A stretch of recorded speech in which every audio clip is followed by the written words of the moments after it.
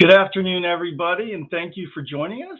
My name is Chris Tollefson. I'm Chief of External and Intergovernmental Affairs for the Bureau of Land Management. We're very happy you could join us today for what is the second in a series of forums that BLM has been hosting along with Conservation Lands Foundation and the Public Lands Foundation on the BLM's 75th anniversary.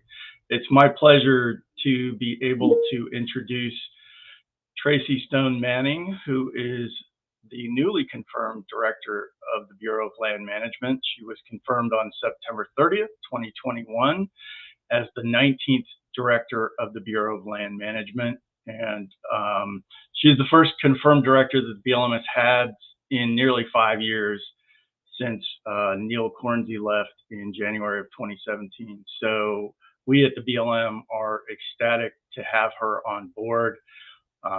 She was most recently a senior advisor for conservation policy for the National Wildlife Federation, where she led its Public Lands Foundation and was a senior advisor to its CEO and leadership. Before joining the National Wildlife Federation, she served as Montana Governor Steve Bullock's chief of staff, where she oversaw day-to-day operations of his cabinet and nearly 11,000 employees. She is an accomplished expert in public lands policy, and we are very lucky to have her on board with us. So, Tracy, welcome. I will turn things over to you from here. Thank you so much. Thanks everybody for joining us.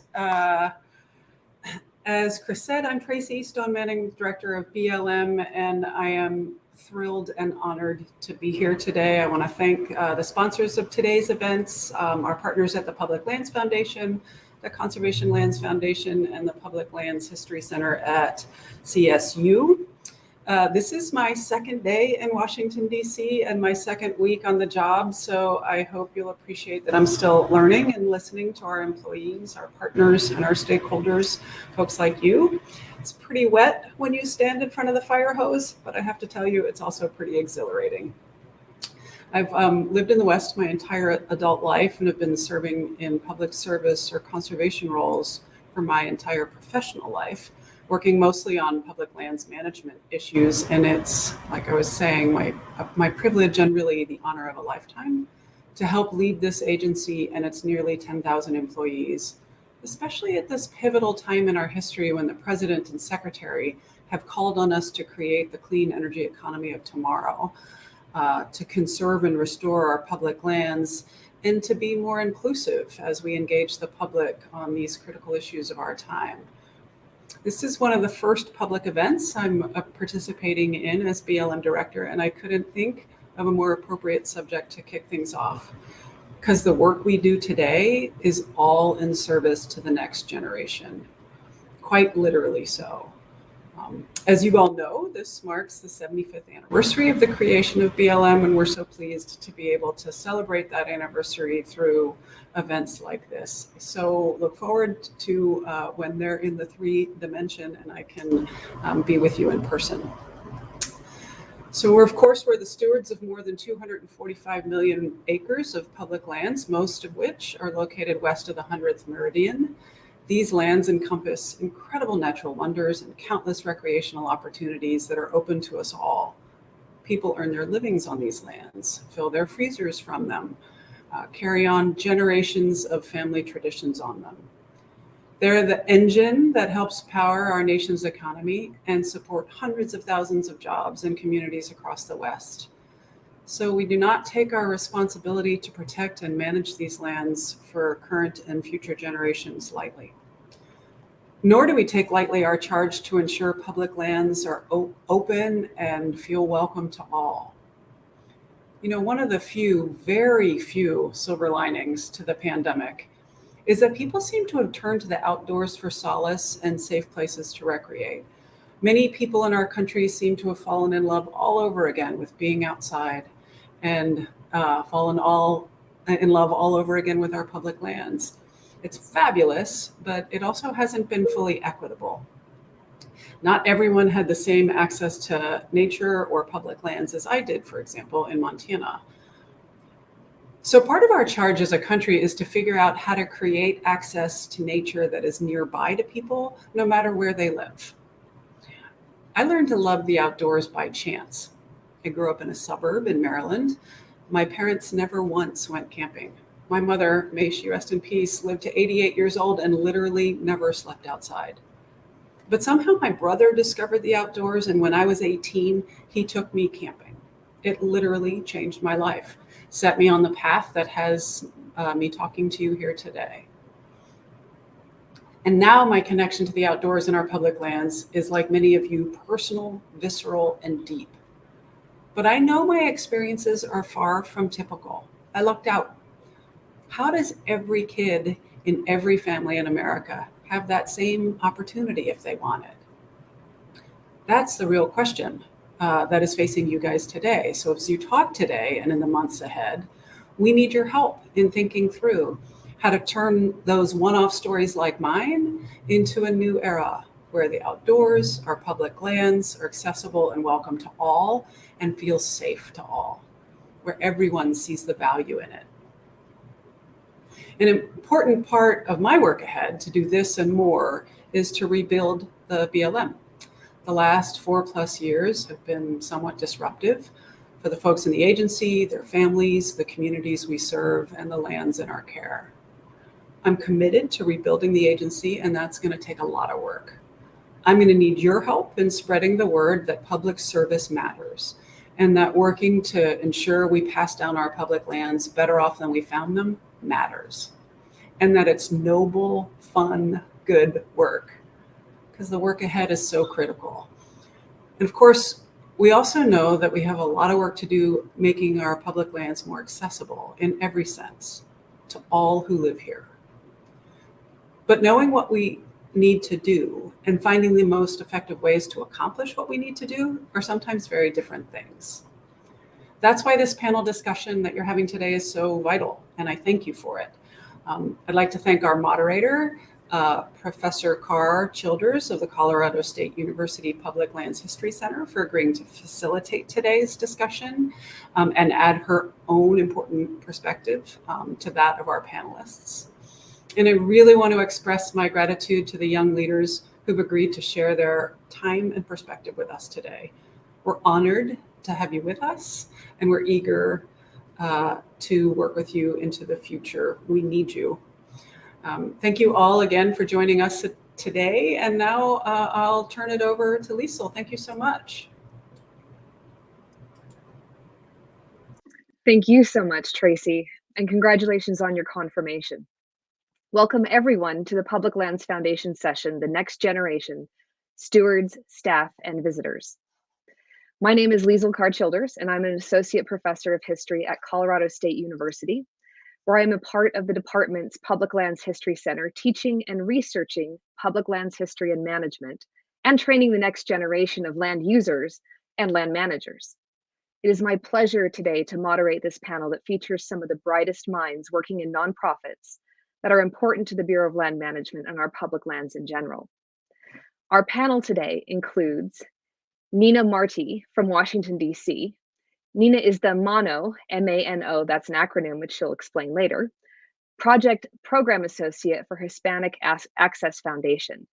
The MANO project connects talented BIPOC students and professionals with internship opportunities and land and public lands agencies. Our opportunities, or their opportunities, provide interns with competitive pay, benefits, and professional development. The program builds leadership capacity within the BIPOC community and equity within agencies that partner with them. As a program associate, she recruits talent and follows their growth through their programs, mentoring them through workplace challenges and ensuring that partners are providing a quality experience. Then we have Grace Palermo, who's coming from the lovely Las Vegas, Nevada. Grace is the Southern Nevada Director of the Friends of Nevada Wilderness.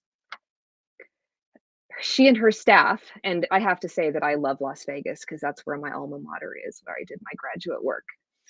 She and her staff educate people in Las Vegas and around the country about the values and need for wilderness, She advocates for wilderness designations and develops passionate volunteers who steward wildlands through activities like habitat restoration, trail work, and spring surveying. Grace is inspired by the incredible people who dedicate themselves to caring for wild Nevada. Her favorite part of working at Friends is helping others find their passion for and develop as leaders in conservation. Third up, we'll have Skylar Begay from Tucson, Arizona. Skylar is the Tribal Outreach Fellow for Archaeology Southwest. As the Tribal Outreach Fellow at Archaeology Southwest, he's one of the coordinators for their advocacy effort to permanently protect cultural landscapes. A large part of that advocacy is outreach to the various sovereign tribal nations in the Southwest to ensure their voices are heard in regards to permanent protections of the land. Then we have Kylie Schumacher from Missoula, Montana. Kylie is the collegiate program coordinator for backcountry hunters and anglers. Kylie oversees a handful of college clubs and student members and aims to give them an educational foundation in hunting, angling, and conservation, and become active in civic engagement as it relates to public lands, waters, and wildlife. And then, last but definitely not least, we have Christine Rettler from Minneapolis, Minnesota. Christine is the Senior Manager of Youth Programs for Wilderness Inquiry. Growing up in the Boundary Waters Canoe Area Wilderness in northern Minnesota, Christine's appreciation of the natural world and public land started at an early age. Christine brings her personal interest and energy into her work, leading Wilderness Inquiry's national Canoe Mobile program that serves over 30,000 youth annually through place-based education on water voyager canoeing adventures and thoughtful youth development. Each of our panelists today will tell us more about their work. We'll proceed in the order in which I have introduced them. And after the presentations, I'll ask a couple of follow-up questions to get the discussion started. And then we'll open up questions to the audience. Audience members, you can post your questions to the live stream on Facebook at any time. Okay, so let's begin. Nina, you're up next.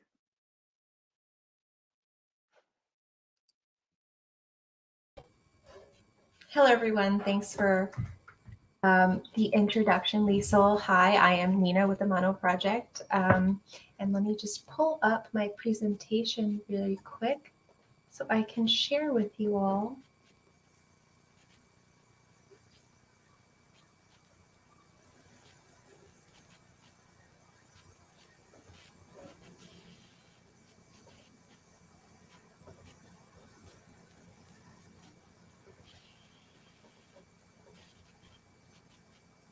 All right, can everyone see my presentation? No? Okay, there we go. Thank you.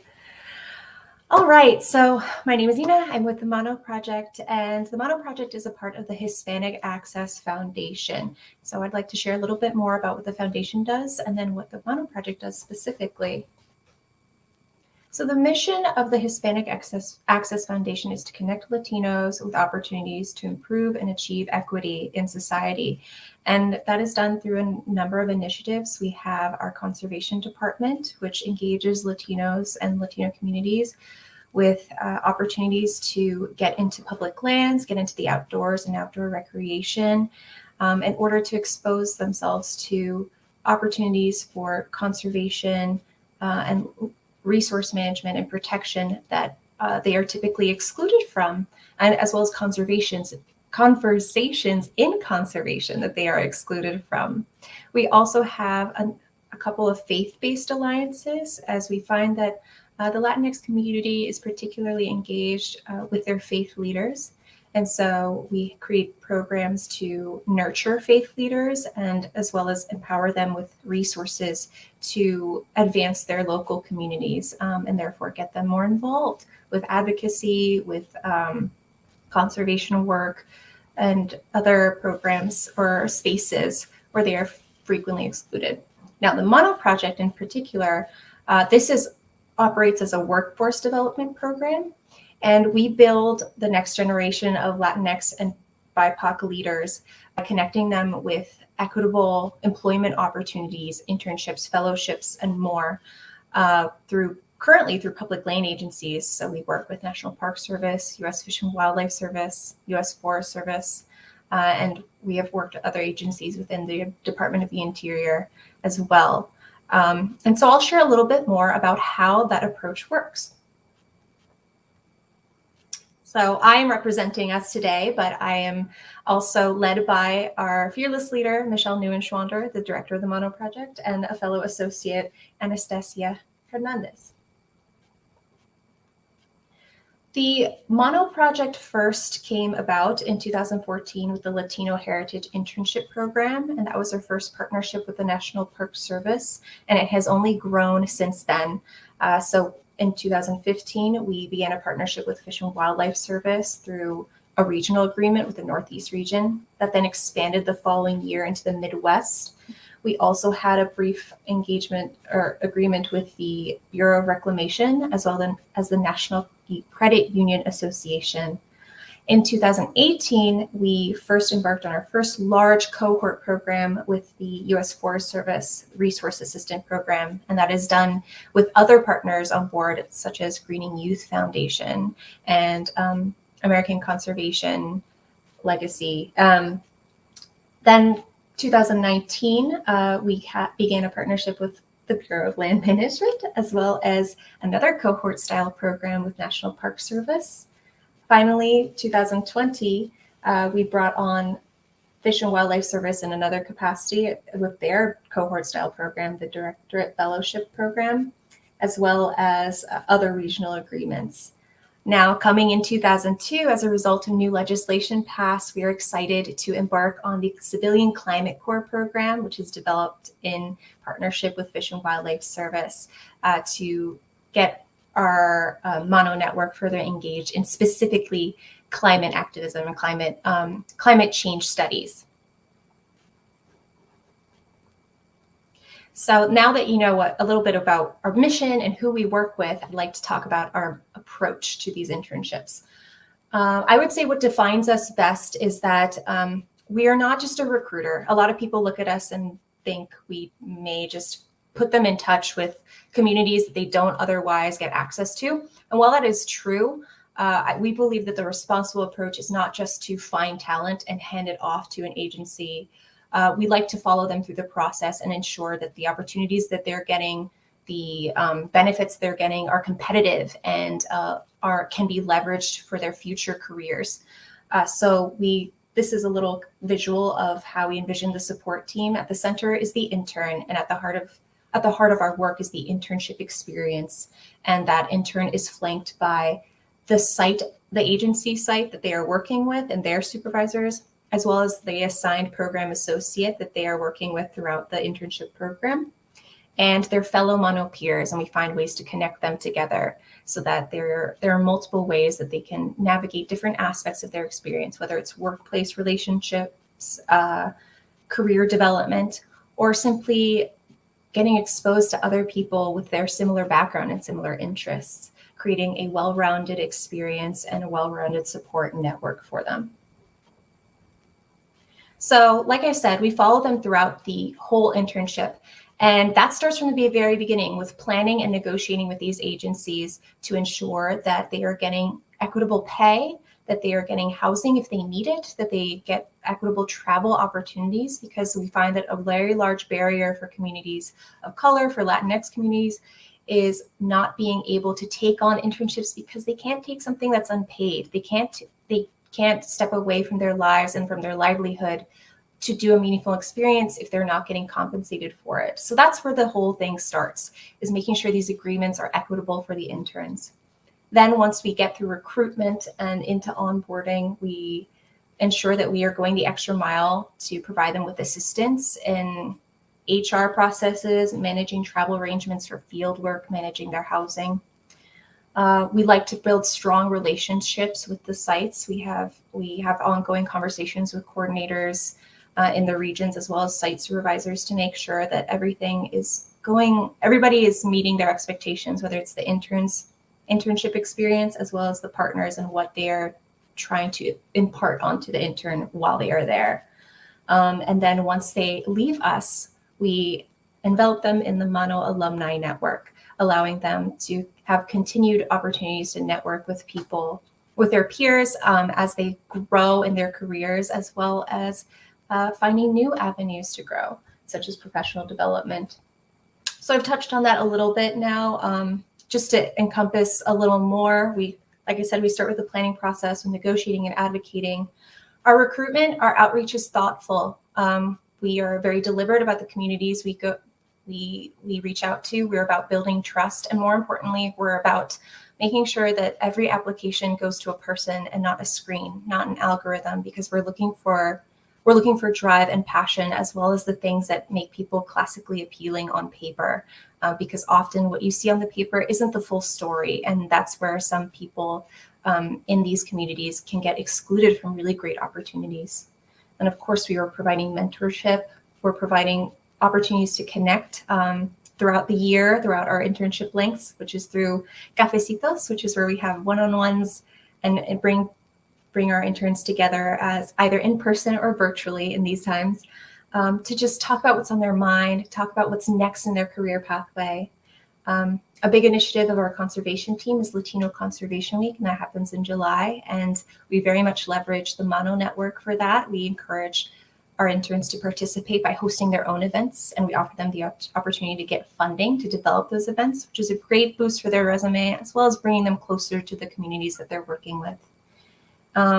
We also offer hiring authority eligibility. So for many interns that come through our program, they earn enough hours that makes them eligible for direct hire authority status, public land status, giving them a leg up so that they can get that non-competitive interview process for future positions, because eventually we want them to end up with these agencies in permanent positions, furthering the diversity and equity of the agencies themselves and putting more people of color in positions of leadership.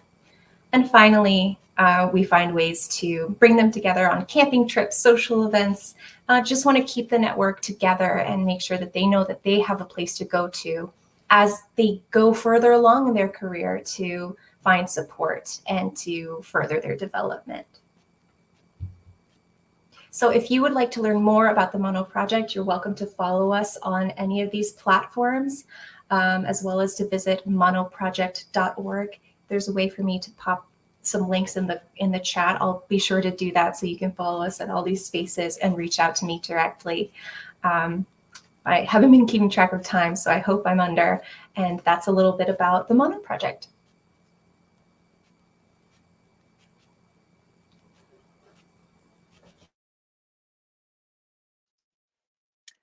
Thank you, Nina. Grace, you're next. All right, thank you, everyone. It's great to talk with you all and be part of this panel today. I'm Grace Palermo and the Southern Nevada Director for Friends of Nevada Wilderness. We've been a nonprofit for 37 years now, and as you heard at the beginning, we work to advocate for, educate about, and steward wildlands in Nevada.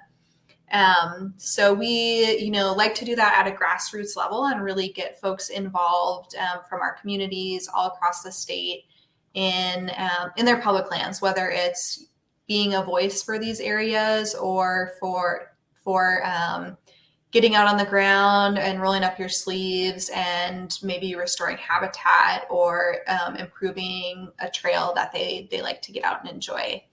And I brought with me today a few rocks, actually, that I have here that are kind of important to me and my work. So I moved to Las Vegas and I had spent virtually no time in the desert. And, right away I found the Mojave really stunning and what I think of as dramatically beautiful. But it took me, in order to fall in love with these lands, I had to get up close with them and, take in those little details of touching things like these rocks, smelling creosote bushes when it rains, and just hearing wildlife all around. And so it's those little details that really did it for me.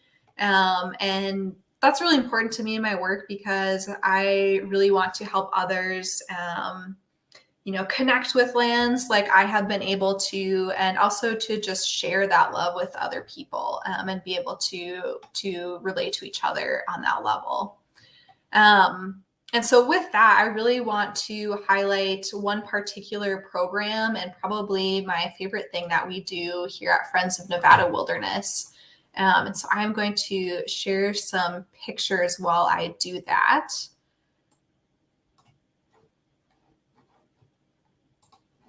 All right, here we go. And so these are pictures from our alternative break projects. And this is where we take about 20 young adults out for a week of camping and conservation to work in places like the Desert National Wildlife Refuge and Gold Butte National Monument. And our aim with this program is to connect college students from the Las Vegas area with the public lands that are surrounding us. And we really want them to get the skills, knowledge, experience, and then a piece that I think we often forget is the social support that they need to stay engaged in caring for nature. And we focus on these events, exposing participants to, outdoor career possibilities. And I am very proud that a lot of the participants from these programs have gone on to work for land management agencies, conservation nonprofits, and other outdoors careers. And I think, one thing I really wanted to highlight and I find really important is that, this is just one example of an experience that has some depth and can be really meaningful. And so I think one of the really important things when we think about the next generation of who will take care of our public lands is that we need to be building future leaders, people who can continue to have a ripple effect and can care for public lands in the future going forward and really, continue building leaders kind of in perpetuity, because it takes all of us. And we really, of course, can't interact with everybody out on our public lands. And I think it's a really great thing that more and more people are getting outside. And I hope that continues. And the best way I think we can do all of this is by making those future leaders. And so I'm really wanting to highlight that project and, say that sometimes it's really easy to get caught up in, how many people did we get outside and how many people did we teach about, maybe a desert tortoise, but it's those meaningful experiences where folks will share their passion with others that I think are most important. So yeah, and that is all I wanted to highlight for now. Thank you, Grace. So Skylar, you are next. Thanks, Lysol. Well, good morning from here in Arizona. It's still the morning here. I'm in Tucson, Arizona. I am the Tribal Outreach Fellow for Archaeology Southwest. Archaeology Southwest is a nonprofit based out of Tucson, Arizona. Archaeology Southwest practices holistic conservation-based approaches to archaeology, as well as to exploring the places of our past. And Archaeology Southwest is my host organization, and the larger organization that my fellowship is funded by is the WISP Foundation. And the WISP Fellows program provides campaign experience and training for individuals who have the potential to become future conservation leaders. So that's my role here at Archaeology Southwest. My day-to-day work is involved in our current advocacy campaign to protect the Great Bend of the Gila. The Gila River has its headwaters in New Mexico and runs west towards its confluence eventually with the Colorado River in Yuma.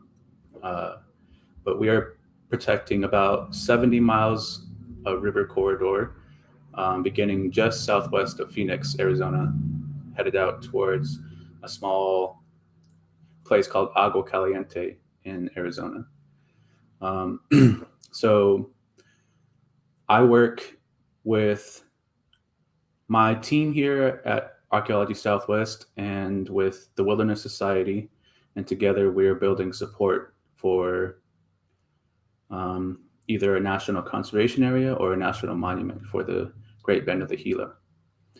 And a big part of my job is reaching out to the 13 tribes we have identified that have heritage and some ancestral connections to the landscape there in the Great Bend of the Gila.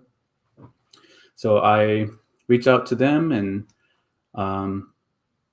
try to educate them about our advocacy effort, and then we try to get them on board. And beyond that, we are also hoping to get them involved if we are successful in getting a national monument or national conservation area designated, to have the tribes have a voice with the BLM in development of the management plan, and further than that, getting into some potential co-management and implementing that management plan.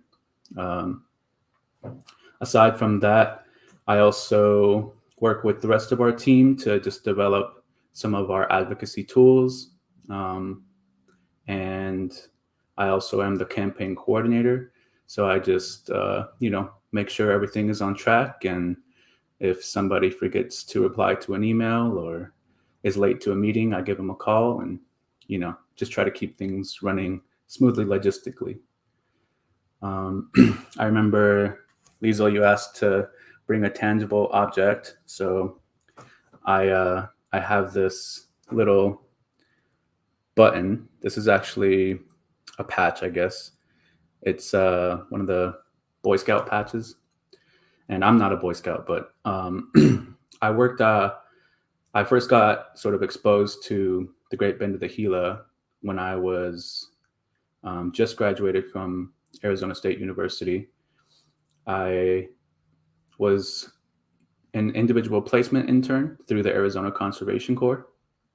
And I basically camped out at the Great Bend of the Gila for 3 months and documented petroglyphs and geoglyphs and village sites and pottery sherds, all kinds of archaeological remains that are out there on the landscape, and that really make the Great Bend of the Gila a cultural landscape, and in addition to being pristine Sonoran Desert.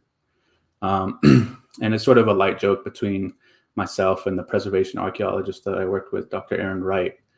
On my last day, he gave me this little archaeology patch to commemorate my last day. So it holds a lot of good memories for me. And I found myself looking at it here and there since that time.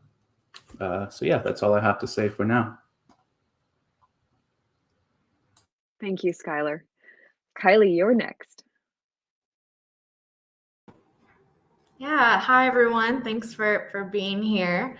My name is Kylie. I'm the Collegiate Program Coordinator for Backcountry Hunters and Anglers. And I was asked to bring an object today that represents what binds me to my work and makes me passionate for what I do and for public lands. And so I brought this. I don't know if you can really see it. It looks kind of weird and maybe a little like Halloween-esque, but it's actually canned venison. Didn't know if you know that you can actually can meat. It's really good for camping and quick meals. But it represents what binds me to public lands, and I guess therefore what makes me passionate about what I do, and that's harvesting my own food through hunting and fishing. And it's what gets me out the most, utilizing our public lands and waters, and kind of what inspires me to fight for increased access for healthy habitat and thriving wildlife populations. So that's my object, canned venison.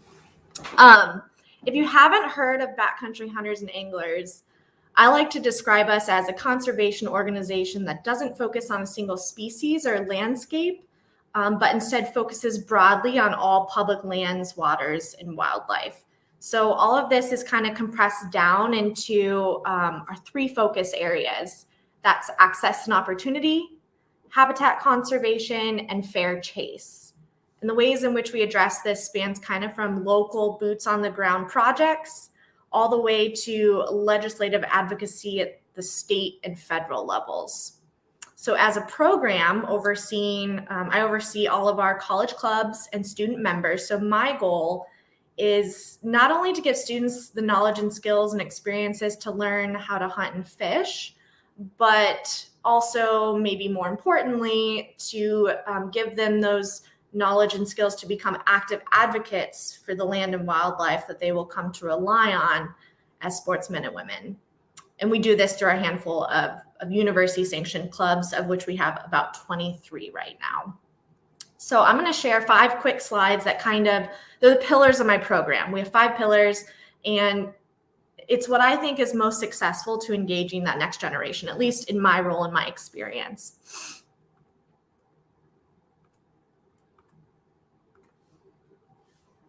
So the first pillar is community. Our public lands and waters are best shared with friends. This is my first pillar, and what I think is honestly the most important to building future advocates. And it's all based around relationship building. You can tell people they should care. You can tell them why they should care, how to care. But the best way to be advocates is to build a community around them of people who care, and they will emulate it. Passion and advocacy can be contagious. Our second pillar is stewardship. Protecting public lands for future generations. We say public lands and waters belong to everyone. So just like everything else you own, your car, your house, we want to teach future leaders how to actually give back in tangible ways through getting outside and actively changing the habitat of the landscape for the better.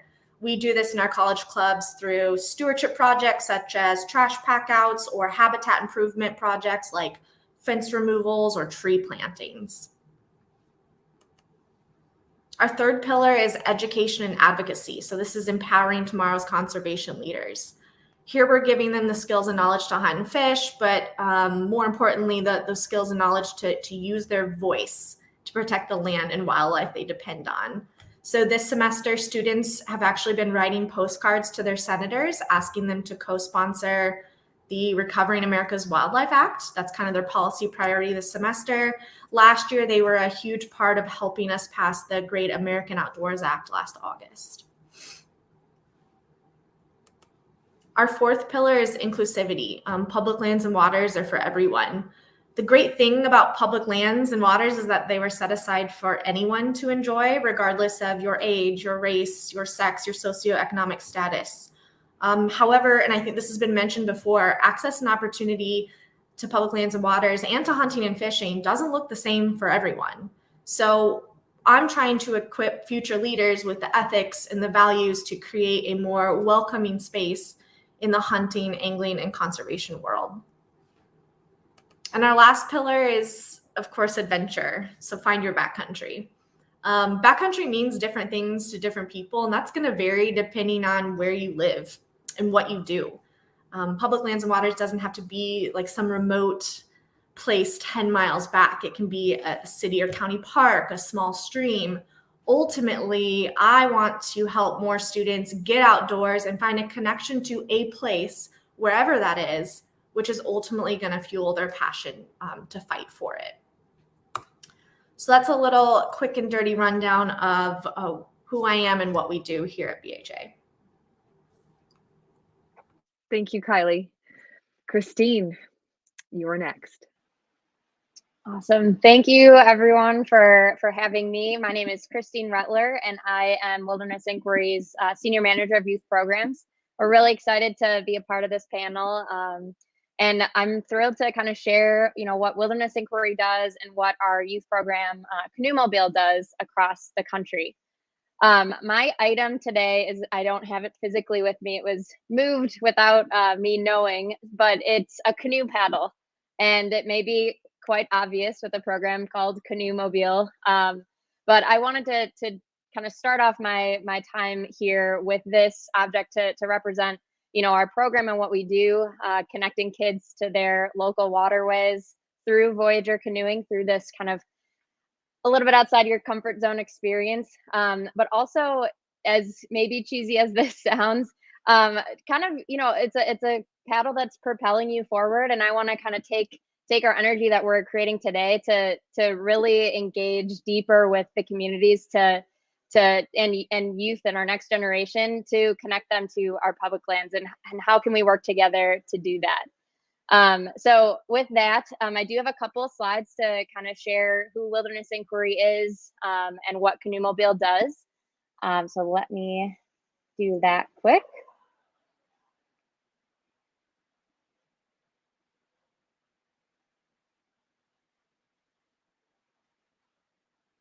All right. And are you seeing my slides?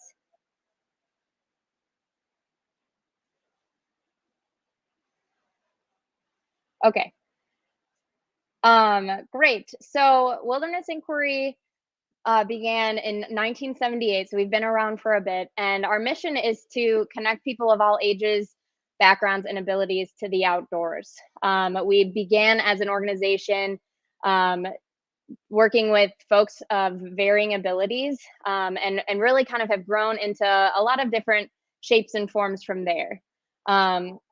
We have a variety of different experiences that we provide, from these on-water experiences in our canoes and our big 24-foot Voyager canoes, to tandem canoes, to backcountry hiking, kayaking, all of that. So it really is important for us to not only provide these experiences, but to provide access to folks who may not have easy resources to connect to the outdoors. And my work specifically is with our Canoe Mobile program. Canoe Mobile is a program that works primarily with youth, but really, expands across all ages, just as our mission states. But what we try to do is we bring our place-based education and recreation to underserved communities. Sometimes this is in urban settings, sometimes it's in rural settings, and everywhere in between. And kind of what we're most known for, I'd say, are these big canoes. They each sit 10 people. One of them is our Wilderness Inquiry boat captain. And we provide students this on-water experience, in addition to working with partners in the community, from local nonprofits to federal level partners, to provide more of the kind of deeper education, like water quality lessons and stations, and a variety of different subjects that not only provide them the education, but kind of connects the waterway in a different way. For majority of our participants, about 80%, this experience is their first experience outdoors. And so it's really important for us to remember that, and to think of ways to make this more accessible for kids, and for those first moments. I'm sure everyone can think back to that first moment they have in the outdoors. I know mine was seeing my mom paddle in a canoe, and what that means to them. So for me, that was a really positive, cool experience. And that's what we want our participants and what we want our kids to walk away with, having a positive experience in the outdoors with caring adults. And maybe it sparked some interest and curiosity to then come back to experience that again. Our program addresses the critical first step in connecting youth to the outdoors, the introduction. So like I just said, we can all think back to that moment that we, made us want to keep coming back to the outdoors. And so, it's important, I think, for us to think about our experiences as a spectrum. Canoe Mobile can address this first step and maybe spark curiosity for folks to keep coming back, and then build onto deeper experiences. So Canoe Mobile began in the early 2000s and has grown over the years to now work across the country in over 100 different communities. The way that we do this is by having really strong and close partners across the country. I mentioned earlier, that's from maybe the local nonprofit standpoint, to a local volunteer who is passionate for their waterway or public lands, all the way to the federal level. We work with the Bureau of Land Management very closely help us engage new communities and new locations. And it really wouldn't be possible without this, widespread community support and passion to engage our next generation of, outdoor stewards, of paddlers, of hikers. And so, it's important for us to acknowledge that we couldn't do it without all of the folks across the country. And I want to just kind of end my time with some photos and some quotes from our young participants. In all of our paddling experiences and programs with kids, we try to explore a little bit more of what this experience meant to them. Maybe it's in a small group circle, sharing, what did the water feel like, or what were their first experiences. And this photo kind of represents that. I really liked what Kylie said about, the outdoors doesn't have to be this deep backcountry experience. It really can be, experiencing the outdoors outside of your home. Maybe that's a city walk. Maybe it's your urban waterway. And so, a lot of our participants, when they come to the program, they don't realize this park is there. They don't realize they can experience it the way they are now. And so we hope to equip them with the knowledge and skill and education to return to these places again. I really love this quote. I'm going to travel the world, and what better way than in a canoe? I think this just really speaks to curiosity that kids and everyone can bring to the program, and it's cool to kind of see that develop and come out when you're in that stretch zone. You're right outside your comfort zone, and you're exploring with your peers. And then I wanted to just end on on the Mississippi River, which is a waterway close to my home in Minneapolis and Wilderness Inquiry's home base. And I'm really excited to kind of get started and talk with everyone today. So thank you so much. Thanks, Christine. And thank you again, everyone. So I asked the panelists to share an object that represents something important to them about their work. Grace's rocks, Skylar's patch, Kylie's canned venison, Christine's canoe paddle that she doesn't have, but she has. It's just not right here. All these things represent the tangible connections we have to our public lands. And there's something wonderful about these very physical elements that bind us to these places in unique and powerful ways. Whether you think about public lands in terms of the BLM or the lands the BLM manages, or you think of them as the lands Americans have in common, whether they're managed locally by the state or by the federal government. All these lands are us, and we are the land. The time we spend fostering our relationship with these lands and all these lands and its health carries with it direct benefits, both physically and socially. And I think that that's sort of the core of what all your organizations do, is try to get people connected to these lands and develop more than just an intellectual connection, but an actual tangible connection. So I have a couple of follow-up questions, and you can answer, all of you can answer, some of you can answer, whatever suits you and whatever you have, whatever resonates with you. And we'll just have people, the panelists, just sort of interject when they're ready. The first question is, what assets do you have at your disposal that help you do your job? And what barriers do you face in getting your stakeholders and Americans in general connected to our public lands?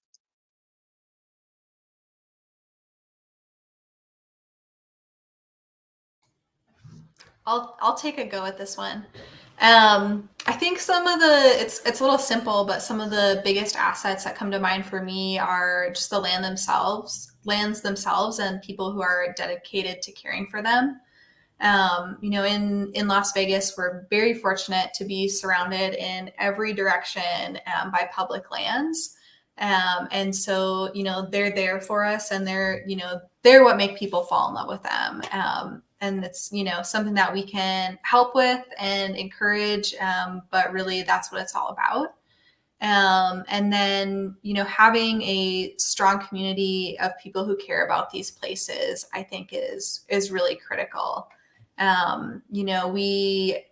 We all have partners and people that we work with to do the work that we do, and it's crucial because none of us can do it ourselves. So whether we can connect individuals that we're working with to opportunities or build that social support and community around them, that is really how we make it happen, is by all working together. And of course, there are certainly barriers all around.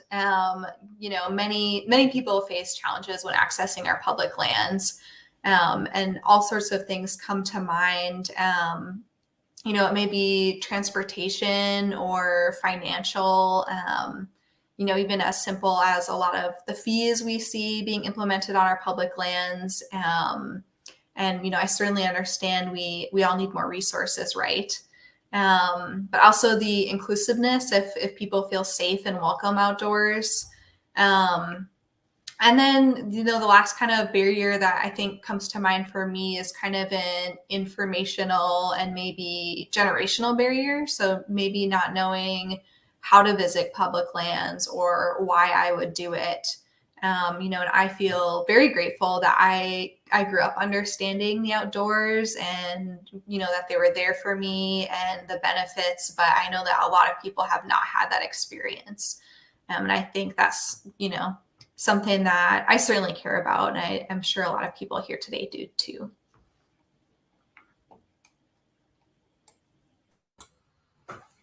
I can say something as well. One of the biggest assets that I have in doing outreach is just Zoom and the other types of video conferencing technologies we have, and social media, just information technology in general. Because you can reach a very wide audience very quickly.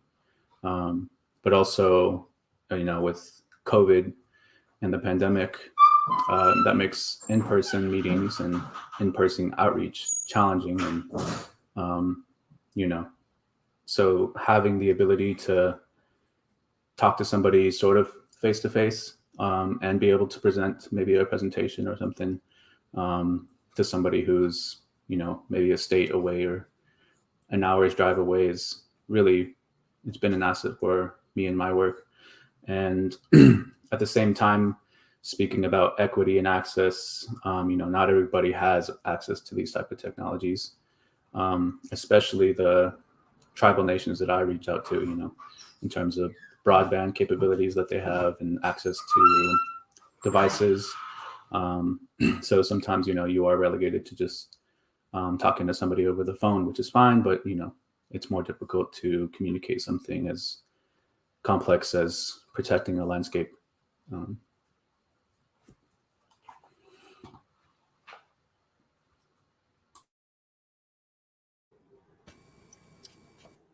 Go ahead, Kylie. I think I saw you on mute first.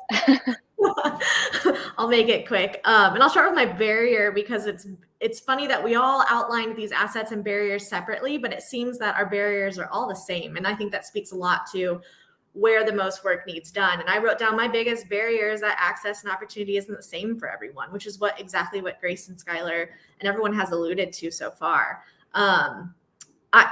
I'm lucky to be in Montana. I can walk 5 minutes and be on public lands, but I think of the students that are in urban areas like Chicago or New York, or where I grew up in Illinois, where there's not a ton of public land.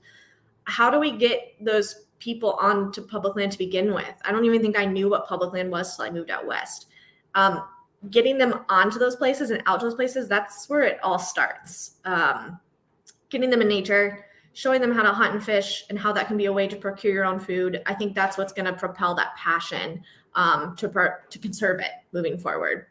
My asset here at BHA is that we're a grassroots organization, and we have almost 30,000 members across the US and Canada, with a chapter in almost every state. So grassroots kind of means we're fueled from the bottom up. So we empower our volunteers to be like active participants in our work and serve in a way that's meaningful to them. That's kind of why I first got involved.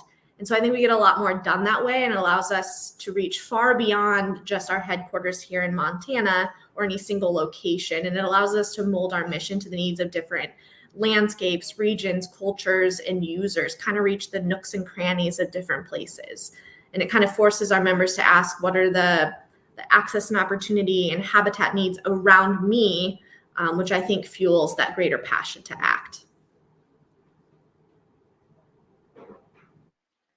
Great. I just have, I would echo everyone's assets. I think our biggest asset is the large community that we're lucky to be a part of, and just the energy around, being outside. I think I have so little experiences reaching out to someone who, doesn't get so energized by engaging with kids outside. So I think that is, explains itself. And one of the barriers that we experience often, I've kind of spoken to a little bit already, but I think when we think of the outdoors, we think of climbing big mountains and these, backcountry experiences, these really intense, adventurous moments. And it doesn't need to be that way. We can make the outdoors so much more accessible for folks if we just open it up more visually, include more faces, more people experiencing the outdoors, more a variety of experiences, because I can imagine it'd be hard for someone who doesn't see themselves represented in the outdoors to then want to engage in the outdoors, or they see a mountaineer person climbing a mountain and never want to try that, when in reality it doesn't have to be that intense. It is just as beneficial to walk along a city park or a urban waterway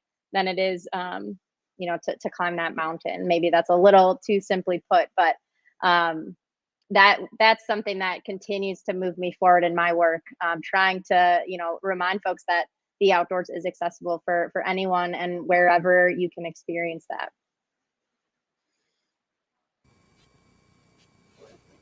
I'm going to go ahead and say that for me and my organization, the biggest advantage and asset that we have is our people. And I don't just speak about the wonderful staff that I work with, but the interns that we recruit, the people that we recruit, as well as the partners that we work with.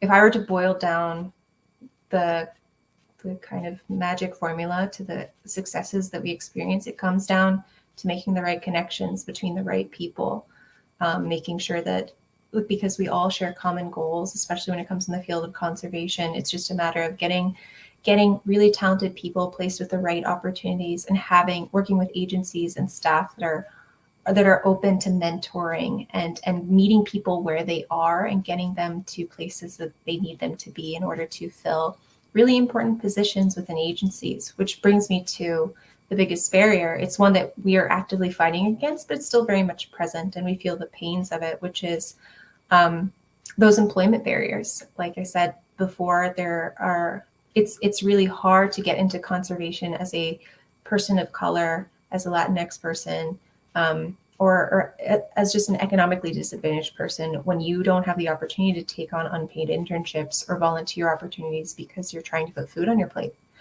And the less of those people that are able to take those opportunities, the less find a pathway into those important roles in conservation and in leadership in conservation. And then the community loses out on valuable perspectives. So it's a perpetuating cycle, and the barrier is it's trying to break through that and intervene and bring more talented people with backgrounds that haven't necessarily equipped them to take on these traditional opportunities, and find something that's more tailored to them so that they can get into conservation and actually learn, and then they bring those values to their communities as well, and are able to get their own communities involved. Thank you for your answers. I think that really helps punch out some of the concerns that people like me who work in a university setting and are looking at training some of these students that we're sending out to your direction, getting them oriented towards what they do have at their disposal, and then what to watch out for in terms of barriers.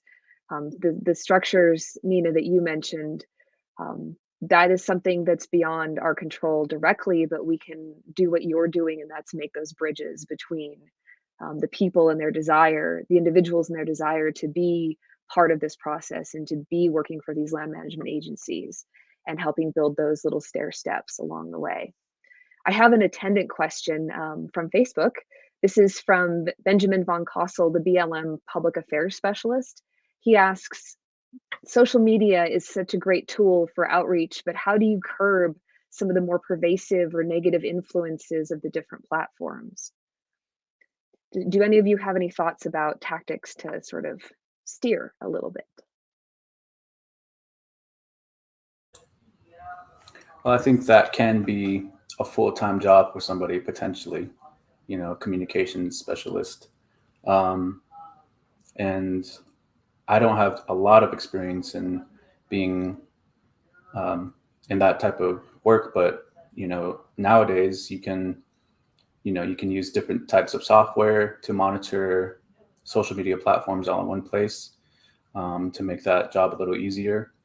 And you know, I think it's just about being attentive to what people comment, or you know, how content is shared, where it's shared.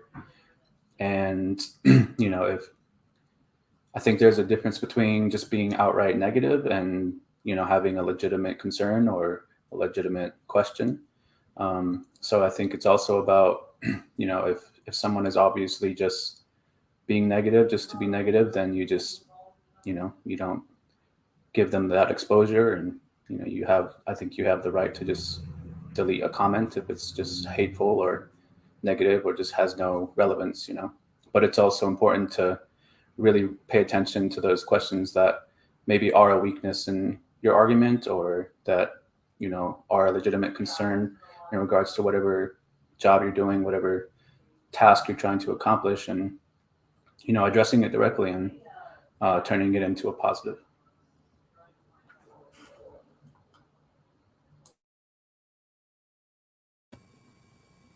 I wish I had our talented digital comms person on this panel to really address this more strategically. But I think two big things is one, echoing what Skylar said, social media is a full-time job. It's not just for the kids. It's you know, if you want to engage people in that way, you have to dedicate the resources to really amplifying your presence and understanding your brand and understanding how your messaging is being received.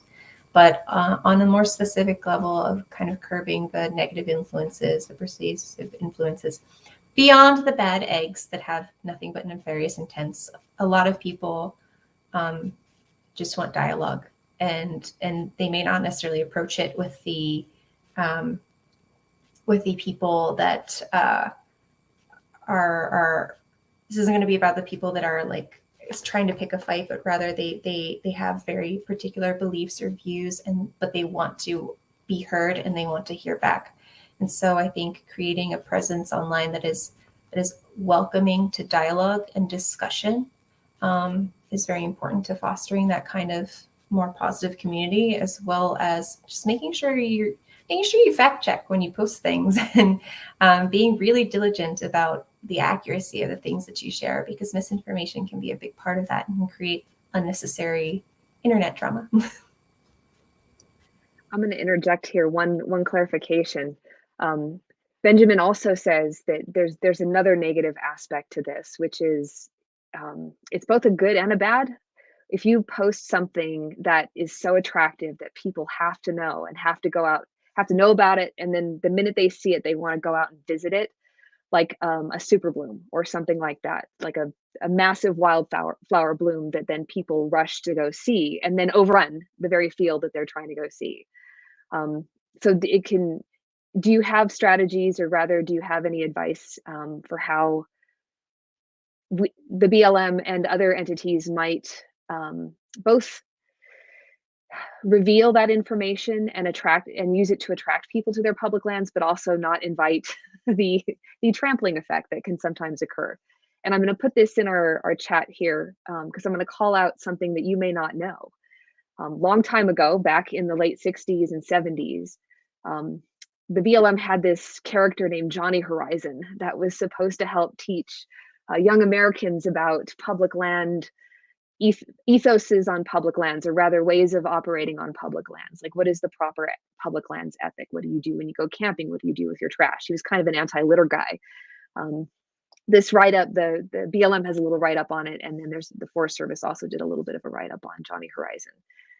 Maybe we don't need Johnny Horizon, but maybe we need something to sort of help promote a land ethic. What do you guys think? I don't have a specific, experience or moment to reflect on, but as an organization and program that is so deeply rooted in education, our mission in engaging the next generation of outdoor stewards is to hopefully educate them on how to interact with our public lands in a safe way, in the right way, just as you were saying. And so, while that isn't an immediate solution, I think as if we can, come together more and provide those resources, maybe in tandem with that photo of a super bloom, how to engage with our public lands in a better, more ethical way. That's kind of what I'm thinking right now. I'd love to jump in here as well. So I think there's like some really maybe easy but not favorite answers, like not sharing where somewhere is, or sharing after an event happened, and that's certainly appropriate for certain things, right? But I think they're, like we're all talking about, like getting to these places is a huge benefit. And so one of the, one idea is to, like, rather than share one place you can go to see those wildflowers, share like 10 and really encourage people to go visit multiple places and disperse that use so that we're not all, going to the one place, but finding, multiple places where we can experience what we want to experience. And then I think, one of the things that I like to point out when this conversation comes up is a lot of times I hear folks say something like, oh, there may be new visitors or people who are new to the outdoors who don't know how to visit respectfully. And that, certainly can happen. But, I want to caution that the same thing happens to folks who have visited the outdoors for their entire lives. And sometimes that sense of ownership can really cause people to feel like they can really do whatever they want in a certain place. And so, I bring that up just to really point out that it's not just the new visitors and users. We really need to encourage like a whole complete, real culture of taking care of these places. And that kind of starts with why they matter to us. And once we have that fundamental understanding, it's a little easier to help with that education piece. This was a really great question, and one that I don't think I have a great answer to, but I like that you brought up because this is pretty big in the hunting world with like sharing hunting spots. And a big thing that we want to do is to get more people into hunting and fishing so they can, use it as a way to get outside or to procure their own food. And so that's a huge barrier to new hunters, is not sharing hunting spots, because you don't want to be overran by a million people. So I think, I like that Christine spoke to education, so that we're raising up the next generation to know how to be good stewards and to treat the land well when they do go there. And I think there's just a change in mindset that needs to happen with that next generation, whether that's just hiking or camping or hunting.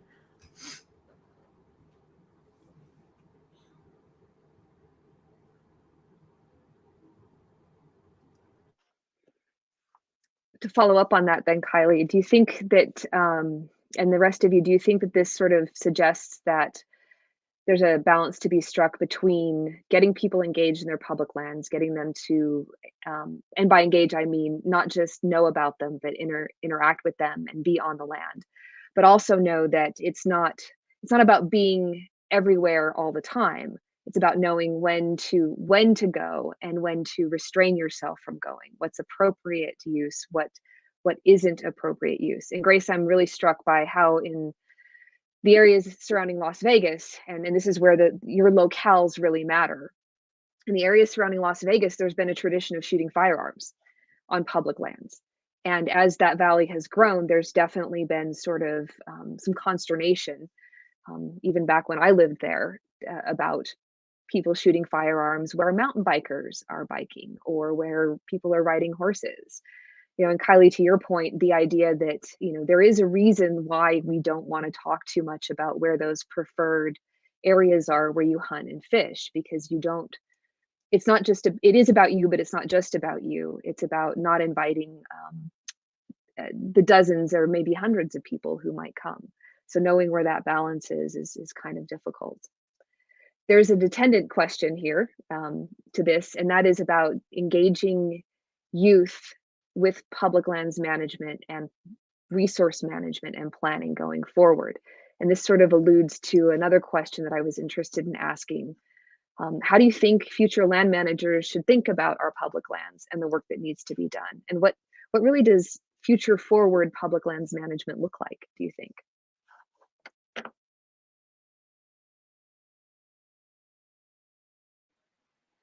I can kick this one off.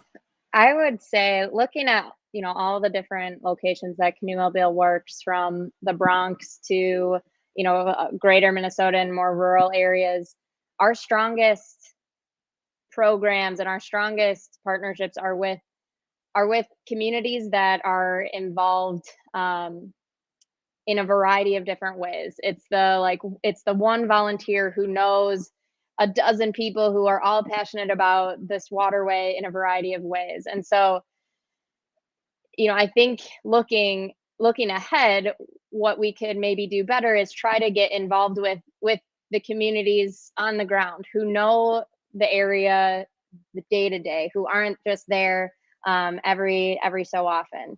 They're the ones who use that walkway most frequently, or are the urban fishermen, and learn from them. Be patient to listen and hear how they use the space, and how can our larger resources like federal agency foster that relationship, lift them up, and empower them to, or provide them the resources really to continue to use that space and continue to invite others into these locations. That's what we try to do and engage with our youth participants. I think the question is sort of dependent on how young you're talking about, because I sort of first got involved in conservation when I was 17. It was my first job on a trail crew with the Arizona Conservation Corps, and that was my first exposure to not only being in the outdoors, but being on a crew of 8 people and living outside together and working outside together. And, that was that the crew bonding was as much a reason that I kept coming back as the places that we went and the places that we were protecting. So this is already happening, but I think, BLM can continue to work with organizations like Conservation Corps to partner with on projects, that whether it's fixing a trail or, doing some any type of conservation project out there on the land, because for me personally, I didn't really learn what a resource management plan was until 2 years ago, and the public doesn't know what that is for the most part. And if you read one of those documents, it's really, it's not a riveting document, and they take years to create as well. And so I think, when it comes to youth, it's instilling that connection to the land and really creating memories out there, so that you have the motivation and the inspiration to eventually, maybe get a degree in land management. And also, I think, if I had heard about the fact that you can get a degree in land management at a young age, I probably would have pursued that, knowing my career path now. But, when I went into college, I really didn't know what was going on and what I wanted to do. And, it's not until now that some days I think, well, maybe I should have went for a degree in land management or forestry or silviculture or, all the different things. And I think it's also important to really educate people on diversity of degrees and sort of different avenues and aspects of land management. Of course, you can work directly for the BLM or the Forest Service and be the one who's the author of the management plan, but you could also be someone who's carrying out the management plan. So I think it's just a matter of making things more accessible and more digestible in a manner that's engaging for young people. I can't speak to youth so much because I deal with college students. I think there's a lot of other great organizations like you guys here that kind of engage the youth aspect. And I guess I'm thinking like later down the line when they're in college and they're thinking about pursuing a degree, and maybe these are our future public lands managers, what am I wanting? What type of values and practices am I trying to instill in them so that they will manage my public lands in a way that serves everybody? And I think when we first put this panel together and we're thinking about, okay, what do we want to be teaching the next generation? The most resounding thing that came to me was relationship building. I feel like that is underemphasized in natural resources, education, training, conservation jobs in general, is how to build relationships with others. And that's, that comes with getting out there, talking to people, being empathetic, listening, mentoring. There's just so much good that comes from that kind of stuff. And it's not just done on your side of the aisle, right? No matter what that aisle division looks like, it's talking to those that may not look like you, that may not agree with you, that may be against you. I think in a lot of ways, public lands and waters can be a great common ground to work from. While my current work definitely focuses more on early career adults, I can call on some of my previous work, which is when I did engage with youth. I think a lot of people take for granted the idea that the outdoors or the public lands should naturally just be protected, are naturally valuable. And of course, I carry that mindset, and a lot of people in this panel carry that mindset with me. But it's really hard to ask people to be invested in or engaged in something that they don't feel particularly called to or particularly invited to. So I think one important approach is to, when you manage a public land, if you want to engage your community, really make your approaches community focused. Talk about the ways in which your particular lands are special and how these lands contribute to your well-being, your welfare. Those dots aren't always easily connected, and I think some people assume that they are. So find ways to make those connections, really help them connect the dots. And once youth and their families see how those connections are made, that connection becomes more authentic, and you'll find that you'll be calling less on people to really care, and they'll be coming to you.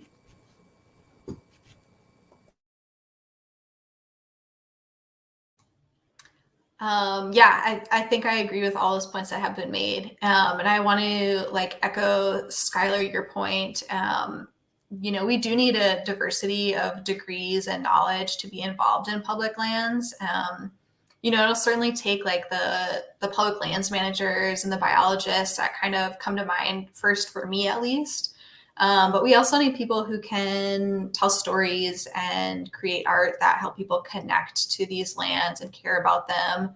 And we need people who understand finance and marketing. And you can really regardless of your background, experience, ability, make a difference in the conservation world. And so I think that is something that, I have learned over the last 5 to 10 years, in working with friends and the college age, which I can certainly consider youth as well.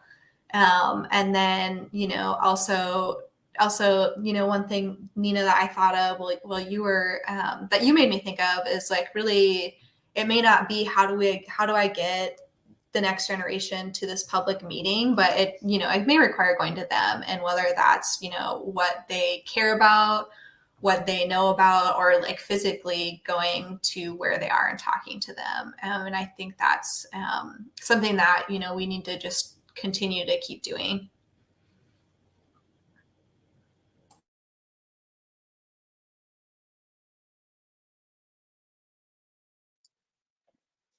So it sounds like, and you can correct me if I'm wrong, but it sounds like what you're suggesting is that future forward public lands management and the way in which we involve youth in planning and resource management going forward has something to do with getting them to understand more about the land where they're at, as well as the land where they want to go. So they're engaged where they are in all the spaces in which they can be engaged, or at least most of them.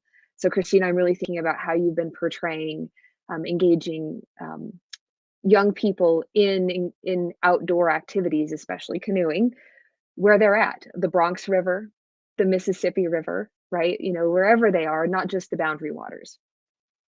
And then I'm also thinking about, Nina, what you've been saying about we need to also make sure that the structural barriers that most Americans don't have, or many Americans don't have, if you grew up white and upper middle class like I did, and your parents take you to Yosemite in the 70s because that's just part of your family culture, that instills or inculcates an attitude towards public lands and an awareness that a lot of other communities don't have. So it's really important to be aware about what those lines of access look like, right? And open those doors for people in, you know, North Las Vegas or in North Denver, as it happens, to make sure that more and more people have access, but to do it with an eye towards appropriateness. And maybe that speaks to something about apprenticing versus planning. Skylar, you were really suggesting that there's this concept of apprenticing that has to happen first before you can even get to what planning is. So apprenticing is doing what you did, going out and being engaged and learning about the system. And then, you know, slowly coming to grips with the vast bureaucracy that is the land management planning system, which all of us, for the record, regardless of how many years we spend studying it, still struggle with and don't know everything about. Does that resonate with you all? Any last thoughts or comments about what we've talked about? Lisa, just what you mentioned about, you know, the trips to Yosemite. I think that's all very valid. It's very true that not everybody gets that same experience, but to kind of just put the pin on what I was getting at earlier is just not everybody needs a Yosemite. Not everybody needs a trip to the redwoods. Not everybody needs to go to the Everglades. Sometimes it's really just about understanding where you're at and seeing the beauty there. Getting people involved in conservation, getting people to care doesn't mean bringing them out to the big spaces. And it's also not what the field of conservation is about. It's about all of the green spaces. Those are urban parks. Those are those little fields across the street. That's a part of it. So definitely going to people where they are and telling them that conservation is here. It's where you're at. It's in your city. It's in your town. It's a very crucial element. And so I just wanted to add that.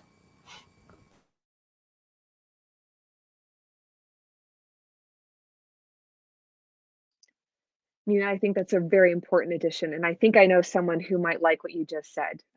So I've been doing a little work on Wallace Stegner, who is one of the old Western writers in American nonfiction. He won the Pulitzer once upon a time for a book called Angle of Repose. If you haven't read it, you should. Stegner is a grumpy old white guy who is a man of his time. But he knew, the best thing about him is that he always knew how imperfect he was. And so that grumpiness was largely self-directed about, you know, how his life was pretty hard for a lot of the time. Because he grew up poor and he grew up without access to a lot of things. He wasn't born in the West, but he came West because he found that was more his home than where he was from in the Midwest and the East. But he has this famous phrase from the 1960s Wilderness Letter that says, we have to protect these places. He was speaking about wilderness, but later on he used this phrase to talk about all public lands, because these lands are our geography of hope. And a lot of us have spent a lot of time puzzling out, what did Stegner mean about the geography of hope? But I think what he was suggesting is that this geography of hope, as it relates to public lands and conservation in general, is about our aspirations and the relationships that we create. And all of you talked about that in very brilliant ways. And I will take a few lessons going forward into my classroom on this subject. We are just about out of time, so thank you very much. Thank you, Nina. Thank you, Grace and Skylar, and thank you, Kylie and Christine. And I hope that you benefit from this conversation as much as I have.